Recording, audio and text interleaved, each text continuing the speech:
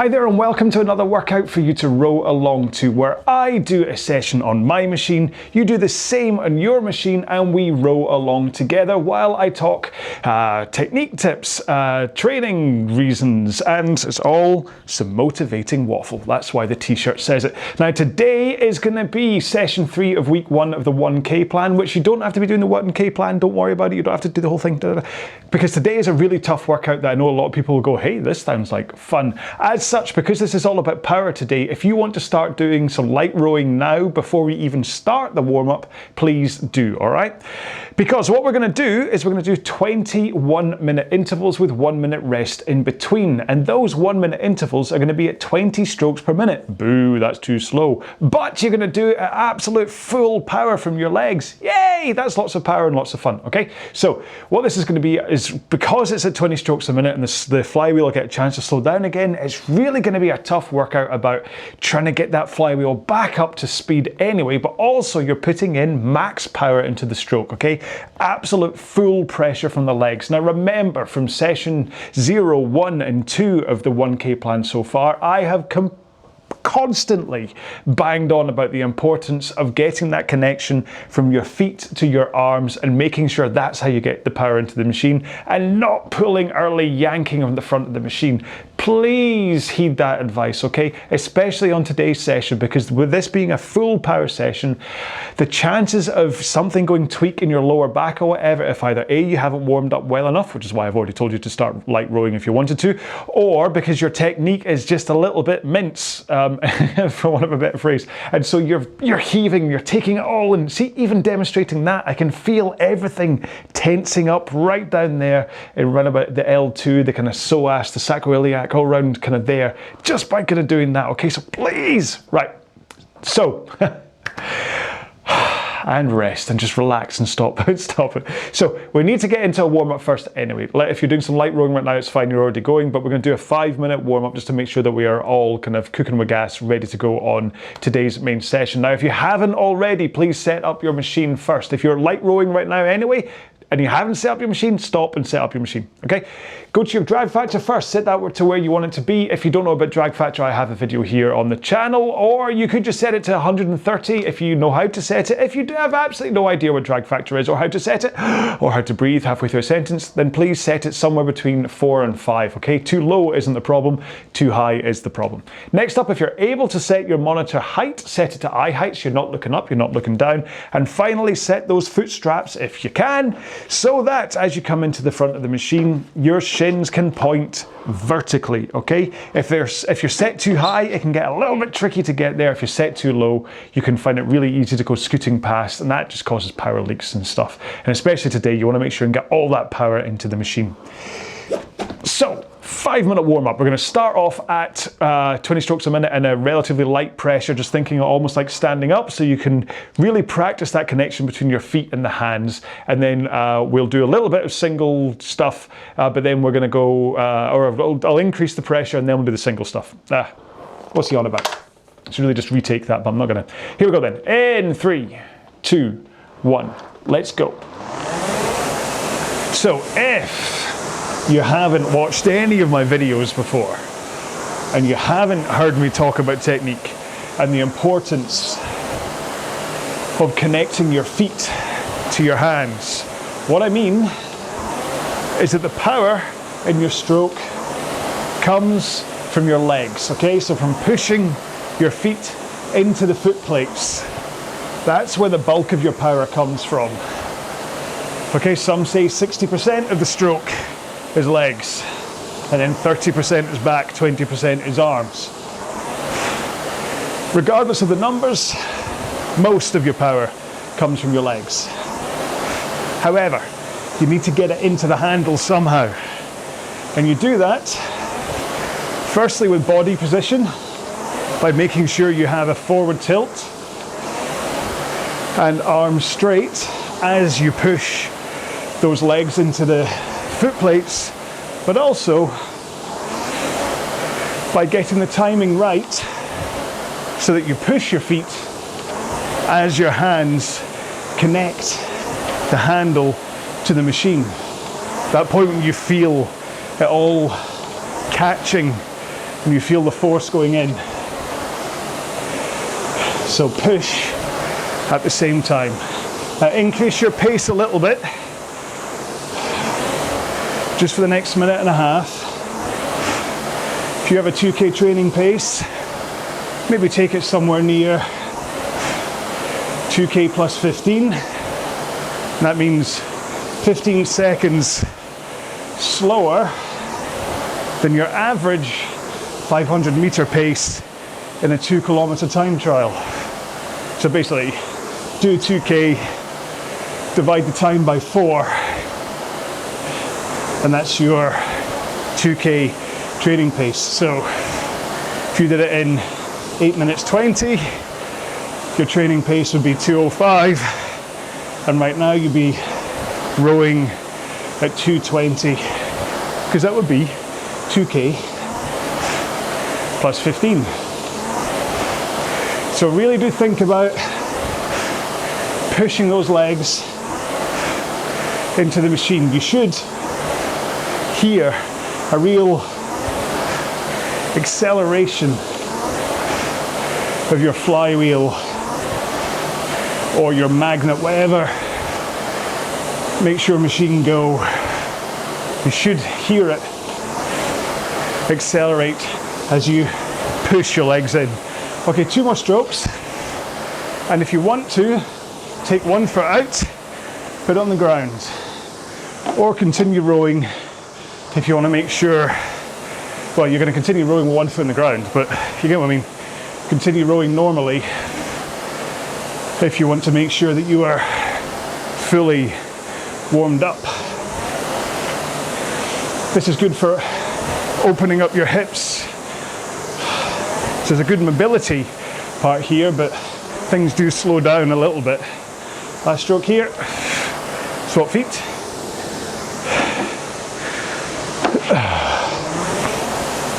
And because the intensity has eased off a little bit by doing these single leg drills and the arms, body only that's about to follow, your heart rate will come down, intensity's down. So if you want to keep on rowing to make sure you're nice and warm for today's session, please do. 1 more here, both feet in, legs straight, and just row with your back and arms. So swing over your back, pull in your arms. Out with your arms, swing forwards over your hips again. So this is just a hinge, forwards and backwards, forwards and backwards, okay? You're not rounding your lower back or rounding your upper back. 1 more here. And I'll tighten my straps as I come forwards, forward tilt, arms straight, press out from the front.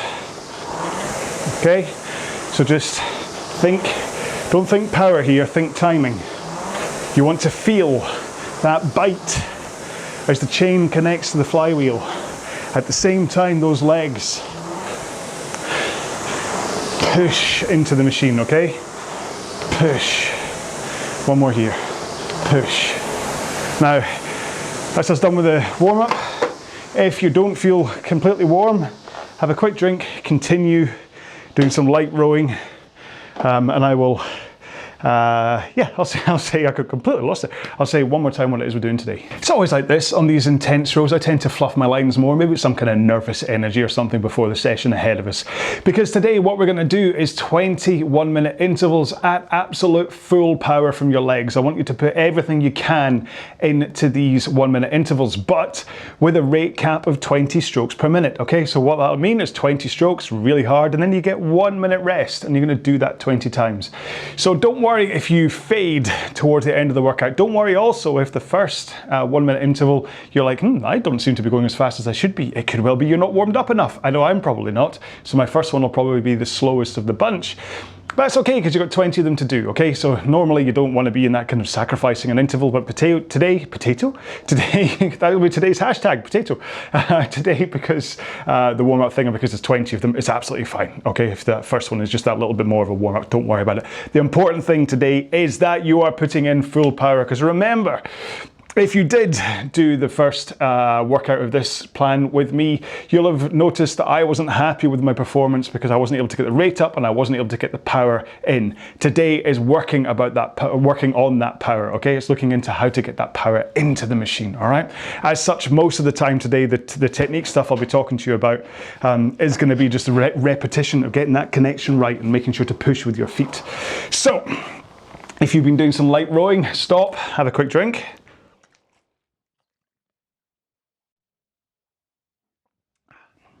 Because it's important. That's always fun when you just have to sit there and watch me drink. At least I drop the volume most of the time.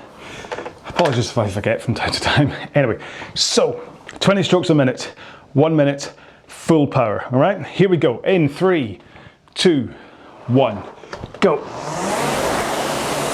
Right, so push hard, right? Push. It helps to think about pushing the machine away from you, rather than it being thinking about pushing yourself backwards. Because then you can think about holding that forwards tilt, keeping those arms straight, and pushing the machine through the wall that's in front of you or into the treadmills in front of you at the gym. Last stroke. So there we go. That's it. So basically just do that 20 times, okay? Have a drink. Important to still stay hydrated. It will feel progressively tougher from a cardio point of view. What you'll find is your heart rate will spike and then you'll recover, and you'll spike, then you'll recover. So this is kind of a HIIT workout in terms of its high intensity intervals. And you also get that full minute to recover. So it's a 1-to-1 ratio. So as we get towards the end of this, you'll find that you're not going to recover quite as well. So it doesn't end up that much of a hit towards the end. But right, if you want to do light rowing to protect your back, start doing it now, rather than going from a moving flywheel. Otherwise, we're going in 3, 2, 1, go. Full power. Because that first stroke, full power from a stopped flywheel, puts a lot of force through your lower back, and you want to protect your body at all costs. So if there is any chance of you tweaking a previous injury, or if you feel your back starting to niggle at any point in this workout, do that light rowing with 10 seconds to go. Last stroke. That light rowing with 10 to go in the rest. I mean, you don't stop with 10 seconds to go in the main effort part. So last time my heart rate stopped at 72% at max, that time 73, so there is maybe a negligible cardio drift, but it's definitely, I mean, I'll play the card of talking to you while doing this obviously adds a bit of a cardio toll on my side of things that you possibly don't have unless you're talking back to me. In which case, if you're in the gym and you've got headphones on, people might think you're a little weird. Right, 15 seconds to go. Strap yourself back in if you unstrapped. 10 seconds. Start that light rowing if you need to. We're going the next one in 5, 4, 3, 2, 1. Push. So really think about that push. If you get the connection right, you should feel as though your backside is slightly lighter on the seat. I think I leant back too soon there. Really try and think about holding that forward lean and straight arms and hanging off the handle. You should feel your legs accelerate that power in to the stroke. So you really feel like it's hard to describe, like you're surging that power in, okay? It's not like a straight line of power. As you connect, hang on, have a drink.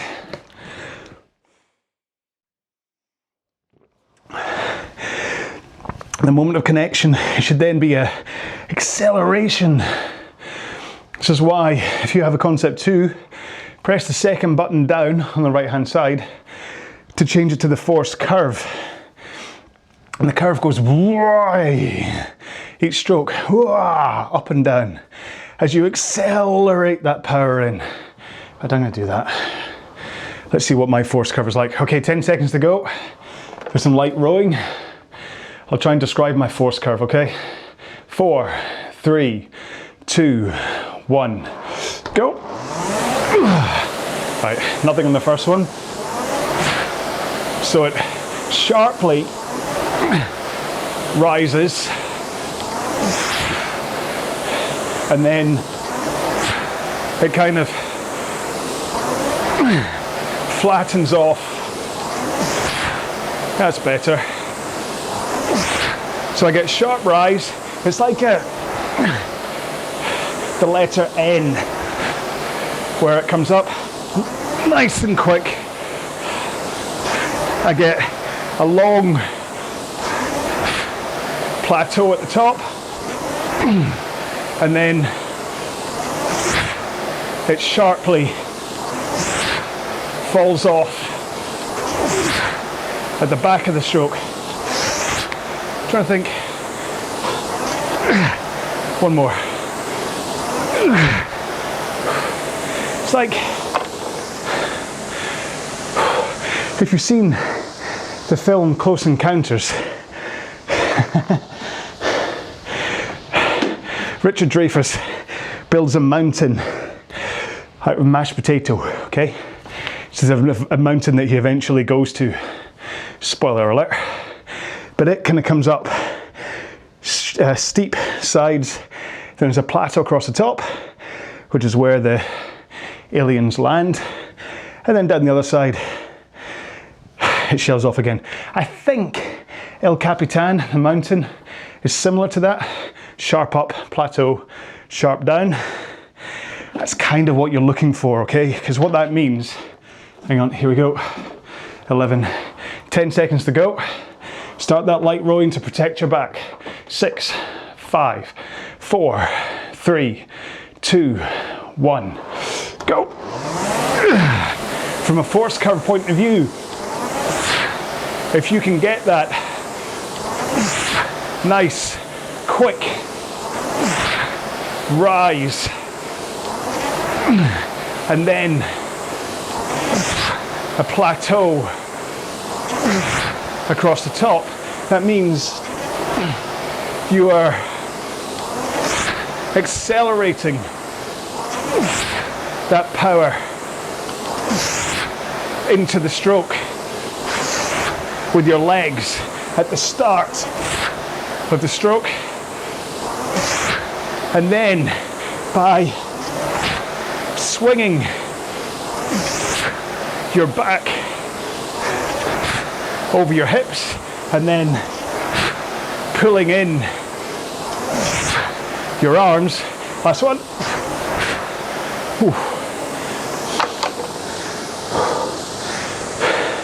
So you start the stroke by pushing your legs. That accelerates the force into the machine, but then your legs will start to fade when you get about halfway through the drive. And then you add in that backswing, okay? To top up your fading legs. And then you add in your arm pull as your legs fade even more and your back begins to fade. So you get your initial acceleration, then everything is kind of as even as possible as it all makes up the fading power, and then everything stops, and that's where it just shelves off at the back again. 15 seconds to go. So that's ideally what you're looking for.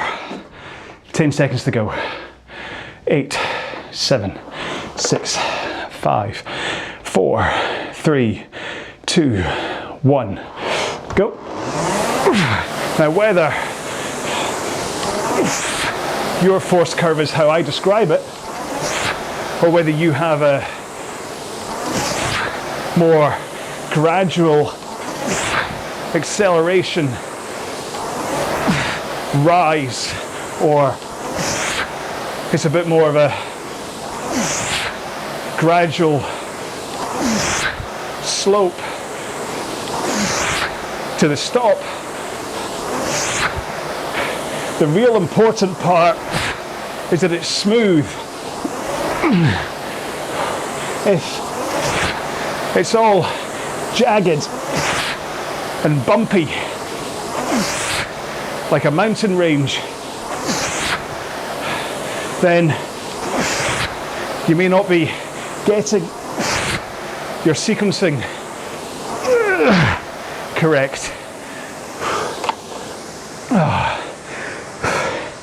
So if it's a smooth up and then straight down again, at least you are getting that sequencing right, okay? You are putting legs, then arms. Sorry, oh, take two. You're putting in legs, then body, then arms. And then hopefully it's then fading off at the end again. So that gives you a nice smooth. But if it's ragged, it'll be because you are doing legs and then jerking your back and then jerking in your arms. And that's when you see that kind of mountain hiccup, either at the start or at the back of the stroke. 15 seconds to go. If you want to start doing some light rowing, then 10 seconds. So, 6, 5, 4, 3, 2, 1. Push those legs. Really think about maintaining straight arms and that forward tilt as you push those legs into the machine. Let your legs do the lion's share of the stroke, and then once those legs are about halfway done, that's when the fade starts. And so that's when you swing from that forwards tilt to the backwards tilt. And then after you start that tilt, that's when you pull in those arms.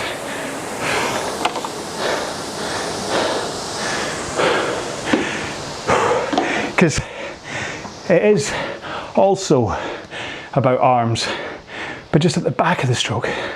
Have a drink.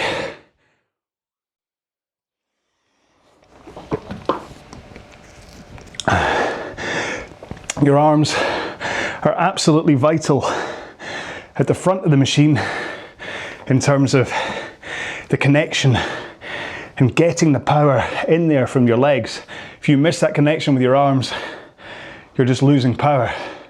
But at the same time, they do give you that 10 to 20% finish power too. 15 seconds to go. 10, start that light rowing if you need to. 6, 5, 4, 3, 2, 1, go. So if you have a mirror, look out, or if you can film yourself, watch out for 2 connection issues. The first one is seeing your back swing before your legs connect. And the other one is seeing your arms, or at least your elbows, bend before your legs, or as your legs connect. Arms stay straight, straight, pull. Straight, pull. Last one. Straight, pull. Keep those arms straight, so that with that forwards tilt, as you push your feet into the machine, the power from your legs comes through your body into those arms, into the handle, into the machine. And this is what I'm sure when I say this, there are people out there that just hear the teacher from Peanuts going,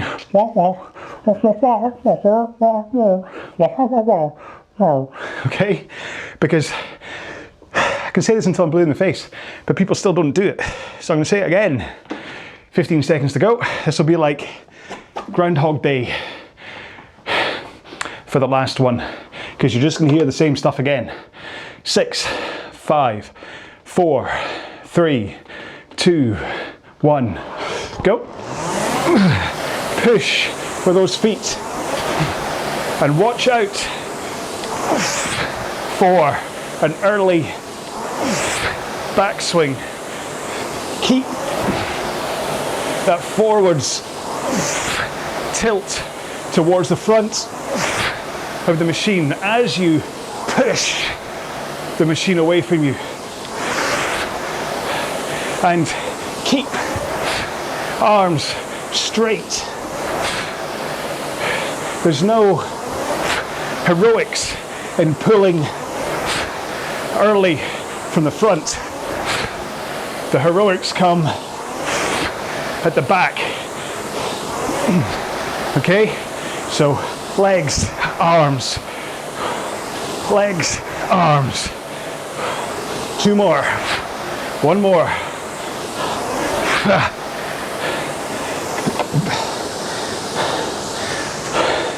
I'll throw down an insult here.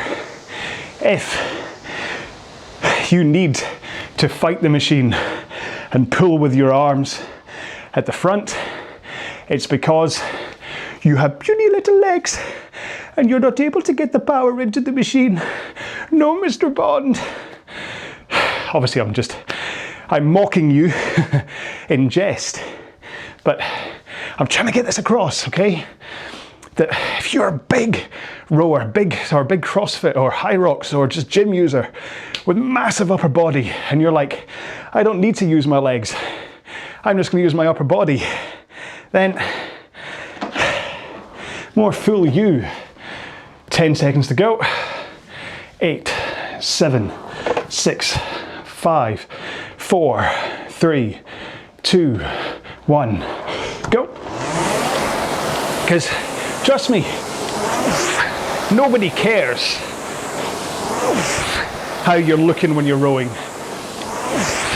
All people care about is the pace you're rowing at. Okay? So if you look amazing, but you're rowing 140 splits, say, but then you come back with better technique and you're rowing at 130 splits, that's when people will start to be impressed. 3 strokes to go. 2 more.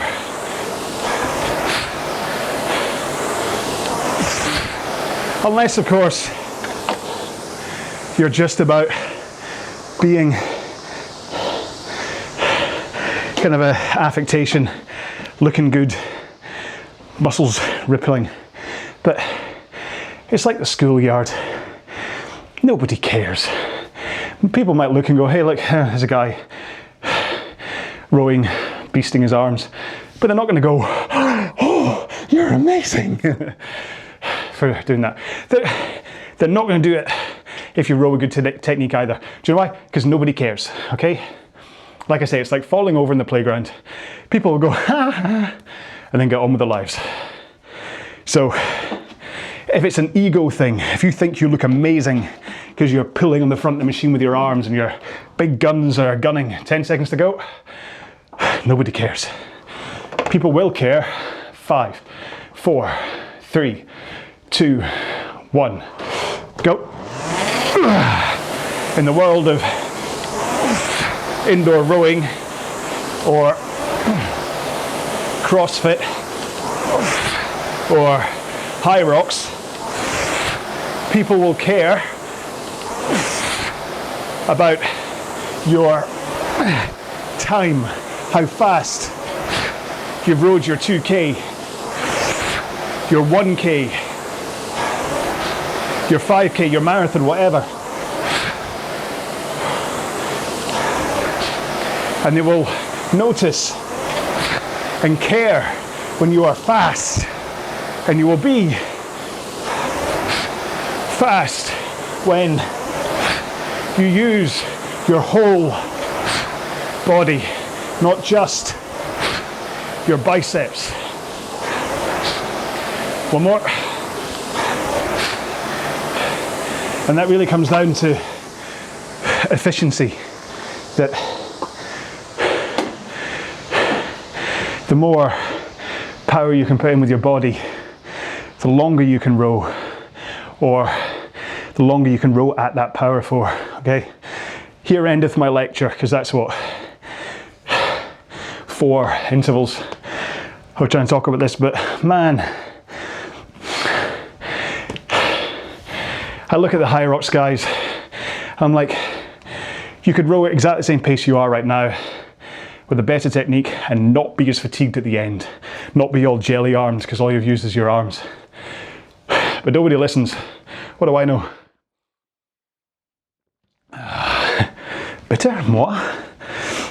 Right, well, the good thing is that rant, okay, 7 seconds to go. 6, 5, 4, 3, 2, 1.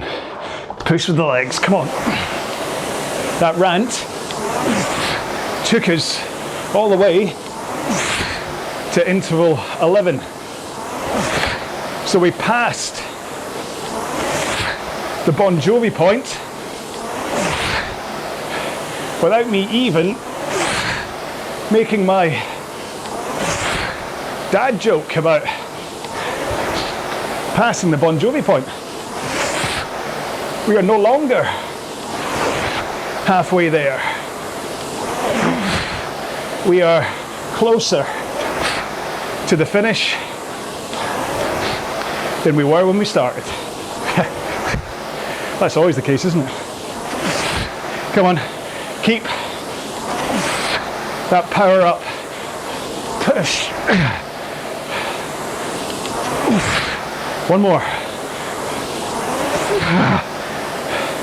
I'm starting to tire. My muscles are starting to tire with about 5 strokes to go right now. I'm averaging, what's that, say 151, which again, previous times, the last time I was doing a 1K plan, I was like 143 maybe. So it shows how important power training is, plus technique and stuff, but how if you want to row fast, you need to train fast from time to time. Okay, 5, oh sorry, 15, 10, 7, 6, 5, 4, 3, 2, 1, Go. Power, come on. Power. Remember, this is your session to shine. This is where, this is why you take the easy rows, easy on this plan, and build up that tank of power. Give yourself the energy you need to be able to hit this one hard and develop your power. Push through that fade because you have the fuel. And that's kind of what I've been getting at, is that on the low intensity rows, you're building up the amount of fuel you have available. You're also not using it up. So it means for a session like this, you should have the fuel to get through it. And what it comes down to is, do you have the grunt? Do you have the muscles? Can your legs manage to get through all 20 strokes, through all 20 intervals at maximum power without fatiguing, from a muscle power point of view, not from a energy fuel point of view? 10 seconds to go. 6, 5, 4, 3, 2, 1, go. Full power, come on. And so on session 2 of week 1, that was a nice low intensity one. If you had gone faster than the pace guide, not only would you be using up muscle strength that you need to be able to push harder than you have before in this workout, but you'll also have tapped into your overall fitness fuel. One more. And with only 1 minute intervals, your cardio shouldn't be blowing up in the interval, okay? I mean, look, I'm a sweaty mess because it's hard work, okay? Heart rate's now up at 82% of max. Have a drink.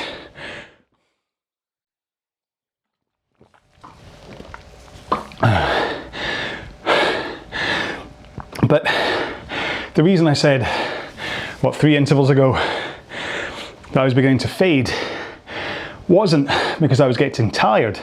It's because my muscles were starting to say, this is a lot of hard work. But by noticing that that had happened, I am now zeroed in on trying to push through that fade. 10 seconds to go, and trying to maintain my pace the whole way. Let's see if we can. 4, 3, 2, 1, go. So good technique, push. Let's give it one more stroke. So go 151, 149. So I don't want to go under 149. I can go faster, but I don't want to go slower. And this is where my legs are saying, hello, mister. We're working quite hard.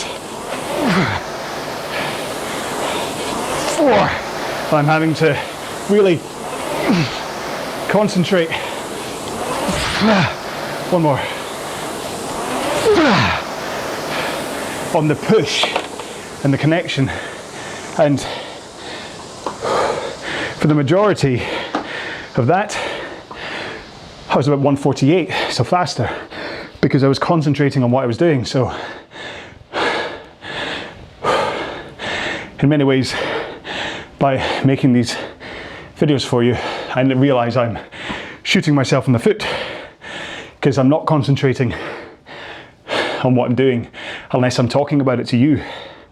So when I'm having a rant about gym bros, I'm not really thinking about the power that's going into my strokes, which just then I did, and that was, I think, yeah, fastest interval yet, and that was all the way up at interval 15. 10 seconds to go. We have 5 more to go. 5, 4, 3, 2, 1, go. Now, this is a good time to think about your posture at both ends of the machine. At the front, you want to be up, powerful, primed, ready to brace against the power from your legs. And then at the back of the stroke, you need to be powerful to finish nice and strong, and just rock over your hips, ready for the next stroke. Last one.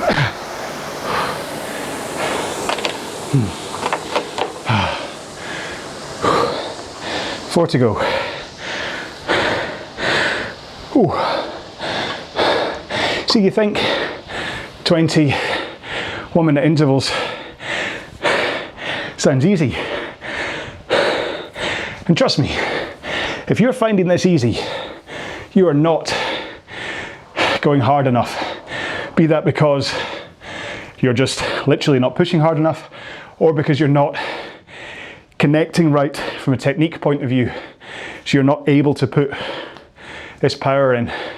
If you do that early layback, pull early with your arms, you can't get the power in from your legs, you don't get the workout you're looking for. 11, 10, 9, 8, 7, 6, 5, 4, 3, 2, 1. Go. So remember, it really is about effort. All of the Concept 2 machines are based around the more effort you put in, the harder it will feel, but the faster you will go. It never gets easier. You just go faster. Here's a t-shirt. 4 strokes to go. 3, 2, 1. 3 more to go. I can have a drink. Recommend you do the same. Now, hang on.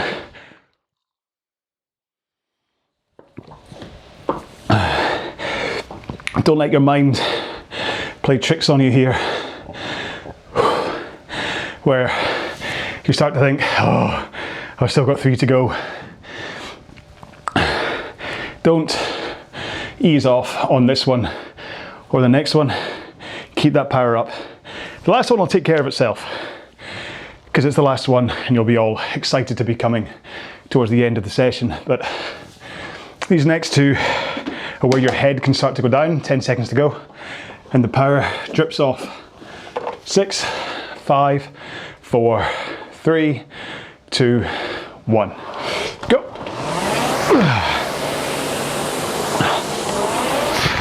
So keep that connection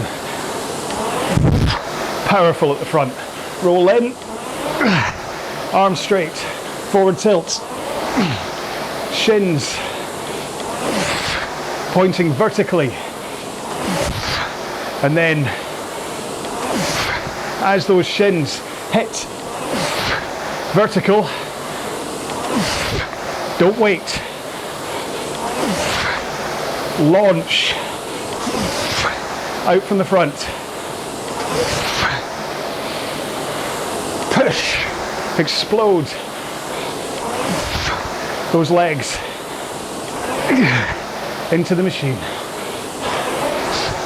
but keep your arms straight. One more.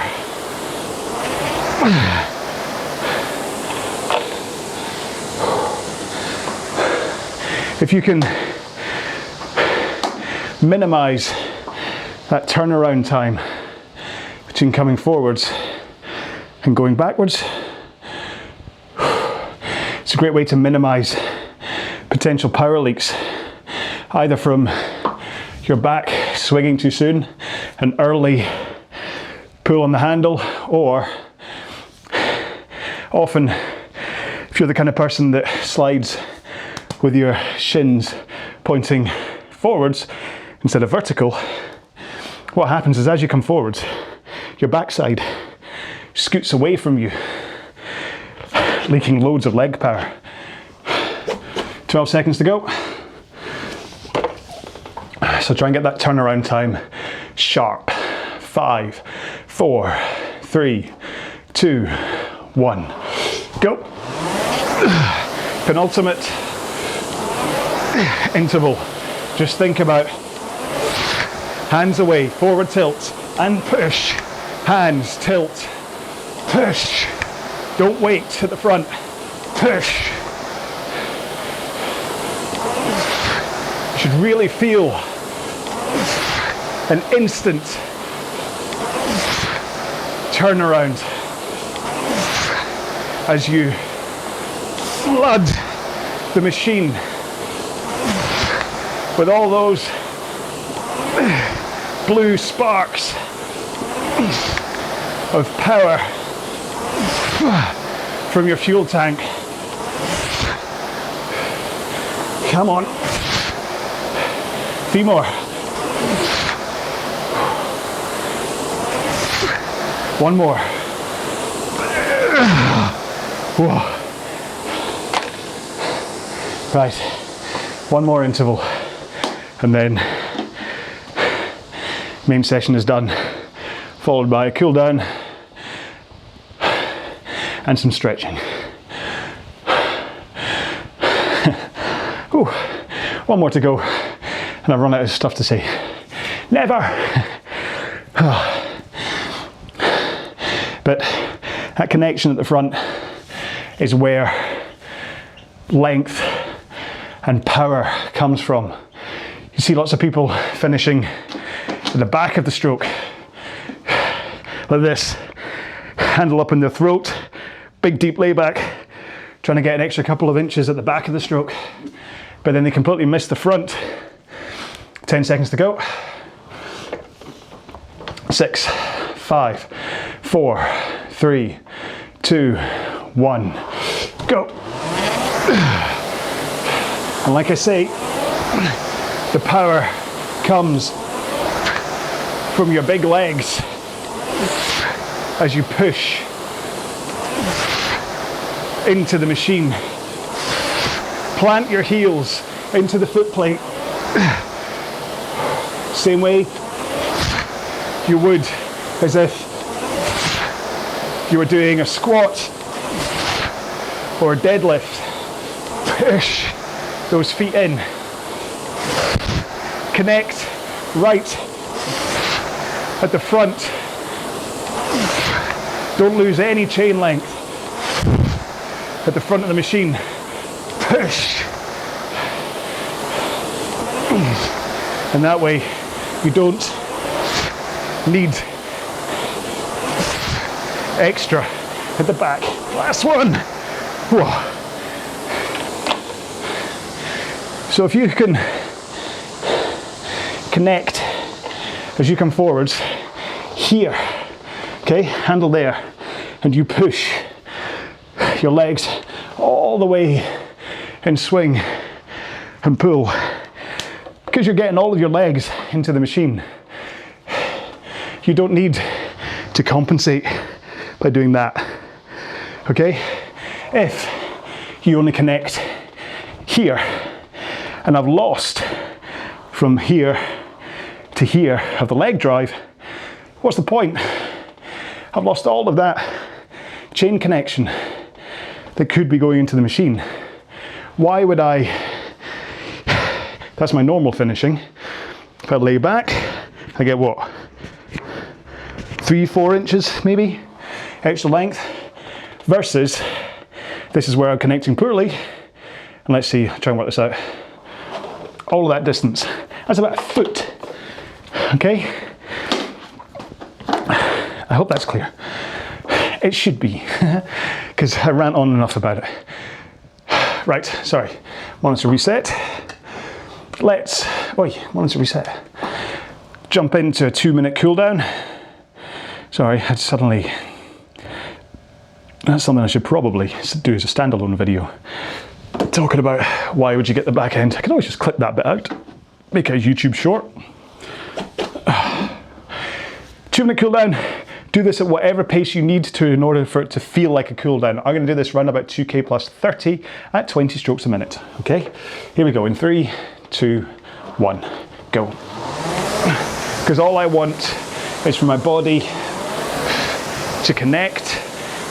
I want to spend some time thinking about good posture here, because I'm pretty sure my posture was collapsing around about the time, ironically, I was talking about posture in the main session. I think I was starting to heave against the stroke slightly in order to get that pace up. So what I want is for my body to remember what it's supposed to be doing, so that tomorrow when I sit down for the next bottom tier row, or the easy row in this plan, I'm going to hopefully have the neuroplasticity, my muscle memory will be of a good posture, and hopefully something resembling an okay technique, instead of just launching. Because you know what, when it comes to concept 2 rowing, there comes a point in a race where, like I said before, I'd stand on my head and row with my little toe if it meant I could squeeze an extra second out of my pace. And so on a session like today, when you're trying to get everything into the machine in those last 2 or 3 intervals, it's understandable if things go a little bit to pot technique wise, which is kind of why I'm here to tell you to try and keep it on the straight and narrow. But this cool down will hopefully just have helped you just hit reset. Okay, like Control Alt Delete on a computer, not a restart, just a proper Control Alt Delete, or Apple Alt Escape. That's the Mac one, isn't it? Or Apple Command Escape. You don't, not Apple Alt Command Escape. However, so right, stretching. If you don't have time, then please at one point stretch your quads and your hamstrings. Go off for a shower. Don't do it in the shower though.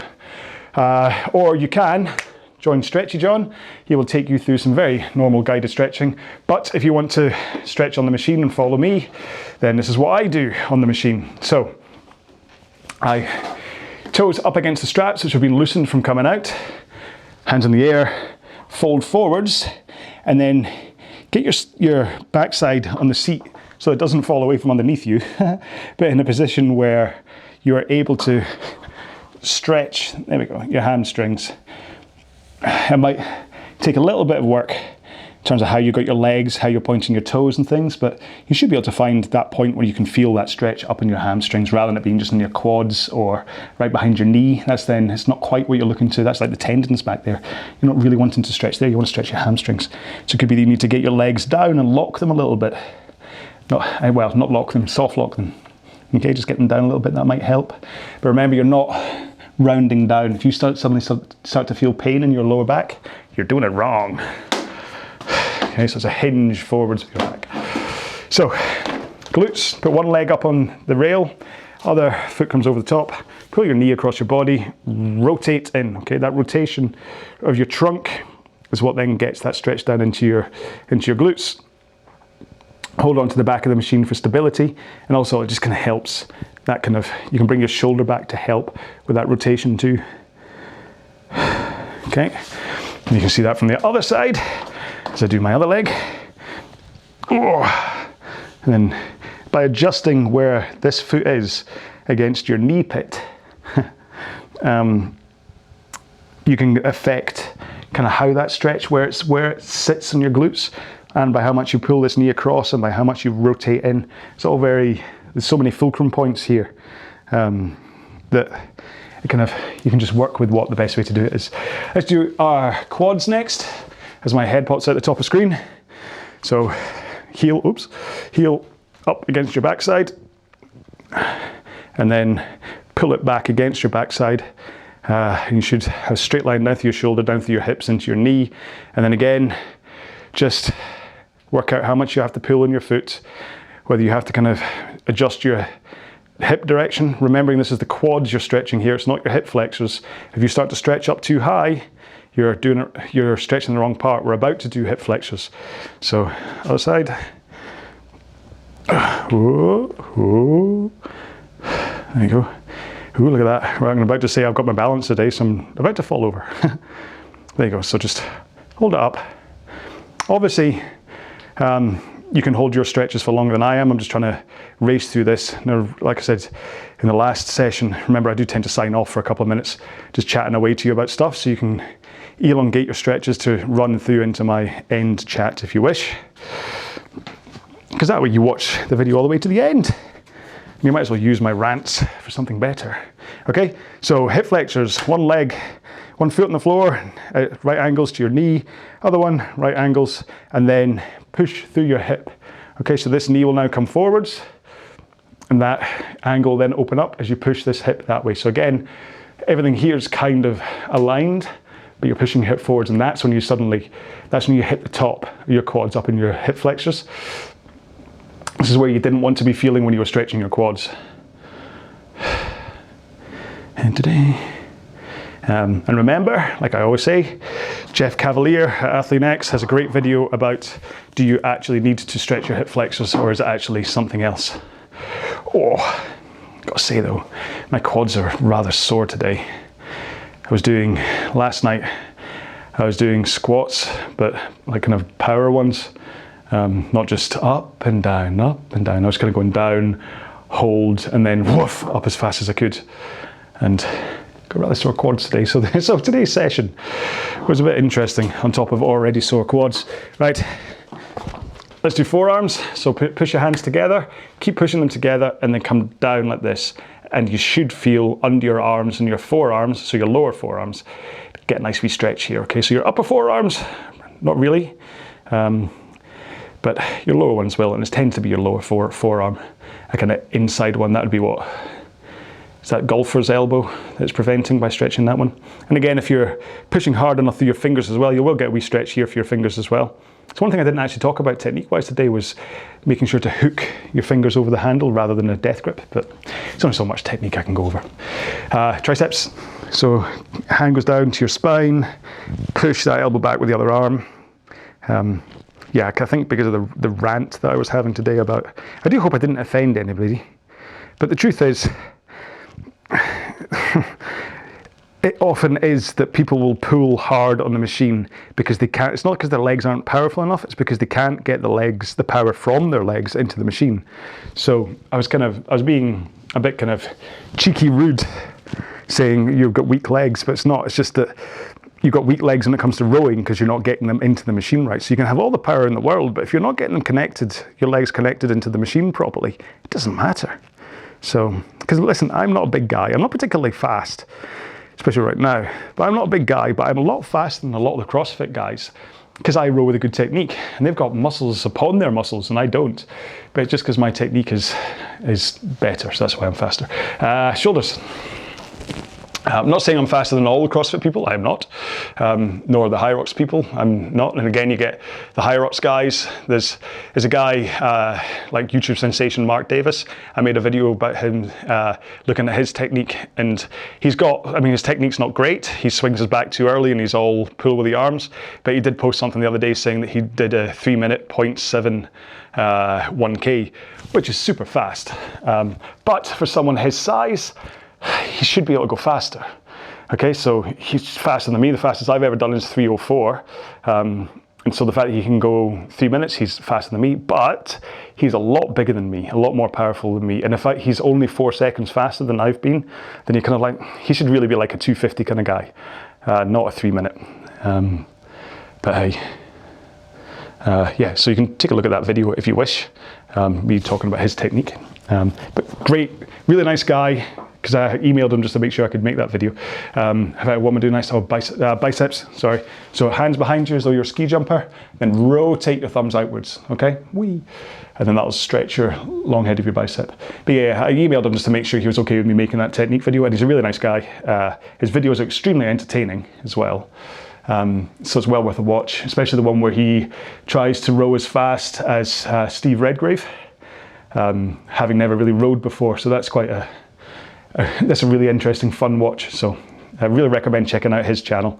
Yeah, Mark Davis. So a big shout out for Jeff Cavalier from Athlean X and for Mark Davis as other people to go and check out. There's loads of people to check out. YouTube's quite, if you haven't heard of YouTube, it's quite a big... Anyway, right, there we go. So that was session 3 of week 1 of the 1K plan. Rearrange that sentence into the order it should be in. I hope you enjoyed it. Listen, that's the kind of one for people that are like, oh, I'm not going hard enough today, I want to work hard. Sit down and do that session, okay? If you just blast out those 1 minutes, then you should come off the other end going, wow, that was a tough session. And you should feel energized and powerful and strong from it. You should feel like, wow, I've done something, and it will help your power and it will help you go faster. I'm pretty sure that comes up another couple of times within this 1K plan. You think I'd remember my own plan, but no. So it'll be interesting to see what, in fact, can I quickly flick up my average? Sorry, 1 second, caller. So 150.2 was my average across today's row. So it'll be interesting to see when we come back to it again at another point, what my average will be, whether I'll be any faster as due to the process of the plan, or whether I'll still just be 150.2, and that'd be quite sad. So I will see you either in week 1 session 4, which is back down to a nice easy low intensity fuel building, fitness building, calorie burning row to then prep you for week 1 session 5, or I'll see you in one of my other videos I have on this channel. Please take a look around the channel. I have hundreds of workouts up here now, and they are all entirely free. And don't worry if they say things like 1K plan, 5K plan, 2K plan, or whatever. You can just go, hey, that sounds like a fun row, and just go in and do it. It doesn't matter if it's part of a plan. You can just do it as a standalone row. I've got oodles and strudels and boodles of technique videos and app review videos and stuff up here as well. Please just take a sniff through the channel. Take a look at some of the playlists I've got here as well. I know it's a bit overwhelming when you go to a channel that's got hundreds of videos, but really if you take a look, then hopefully there'll be something there that kind of piques your interest. And if there's not, of course, get in touch. Just compose a little email, put info@rowalong.com up at the top for the address field, spank it on the bottom, send it off to me, and I will try and endeavour to make a video that's not right, is it? I will endeavour to make a video based on whatever your suggestion is, okay? Yeah, so there we go. That is us done. That is us. It's been seriously, it's been a bad day for my mouth. Unable to get the words out, hasn't it? I'm just kind of like, I am actually making myself sound like the teacher from Peanuts, aren't I? Thank you very much for putting up with me. I really do appreciate it. And remember, right at the beginning of the row, we'd already announced what the hashtag was going to be, which was potato. Hashtag potato. So just to let me know you made it this far through the video, then you can say hashtag potato and then let me know how you got on with it. Leave me a comment and all that stuff. And of course, listen, I know I made a joke about it in the other session, but I am going to say, if you want to subscribe, you do get notified of all this. Anyway, so I will see you in a future video. In the meantime, look after yourself, take care, be well, bye-bye.